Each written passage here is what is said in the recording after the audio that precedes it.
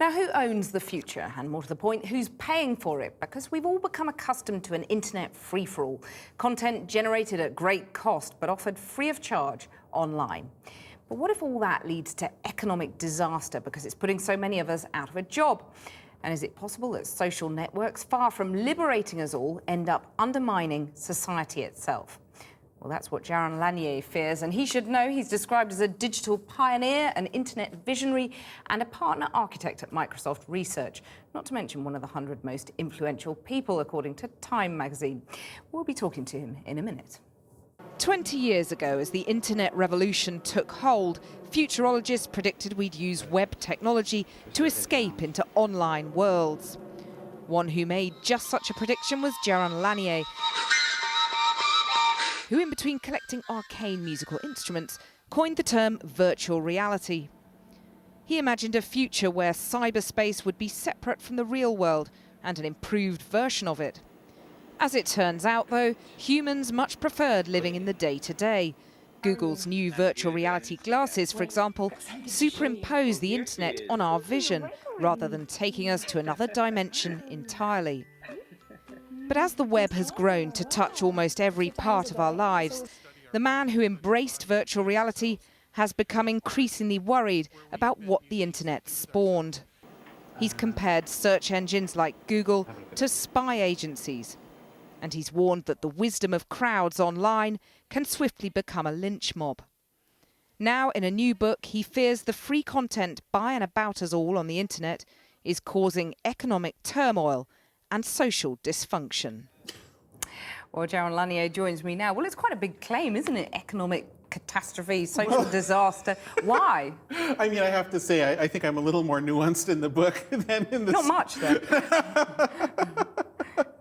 Okay, here's how I can put it.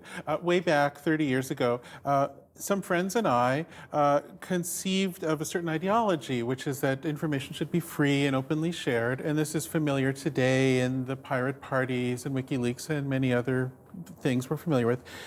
And there was a flaw that we didn't know about in the idea, and the flaw is very simple, that whoever has the biggest computer on the network can do more, can concentrate information, can calculate more about everybody else. And this leads to a situation where there are just extraordinary concentrations of money and power. So the Googles of this world. Well, not just the Googles. In fact, I'm a little hesitant to focus too much on them because in a way that might not be the worst of it. I think the financial schemes that rely on computation are the worst. The high-frequency trading funds and leveraged hedge funds, these sorts of things. But also we can mention the new style of national security agency. We can mention many examples. And I should emphasize, just I'm part of it. I'm an active participant and helped create it. I just think we've made a mistake. But what about the force for good, though, that, you know, the social change, for example, that networks have helped bring about? I'm thinking of Arab Spring and so on. Yeah. And, you know, there are lots of figures flying about that the internet has created many more jobs than it's destroyed. Right. I know that there are claims that the internet has created more jobs than it's destroyed, and yet if we look at the decades since the turn of the millennium, we have this huge new efficiency of all this computer networking, and instead of seeing this renaissance of wealth and an increase in opportunities, we see austerity and financial troubles in the entire developed world at once. And they all track back, if you look at each situation, they all track back to the problem of power and information and money, which are all similar in our age, being concentrated. So one of the solutions you set out in the book is to stop people giving away information for free. How does that work exactly? Well, that's not the way I'd put it, because I think to just go to people and wag the finger and say, you must not copy that file, really doesn't do us any good, because there has to be reciprocity. The solution I propose is that people should be paid for information that's used because they exist, information that wouldn't exist without them. So does that extend to, for example, a tweet? You know, you put out information in a tweet, should you get paid for that? Sure, and I think you should be able to set your own price on your tweet. But that's in a way not the most important example. I know that many people currently enjoy the free system. Let me give you, I think, an example that illustrates the importance of this idea. Let's suppose you're walking out in the streets of London and you're being tracked by all the many cameras. I think the government should have to pay to use the data of your walking path, whatever the purpose is, if it's for security or to improve the design of the city.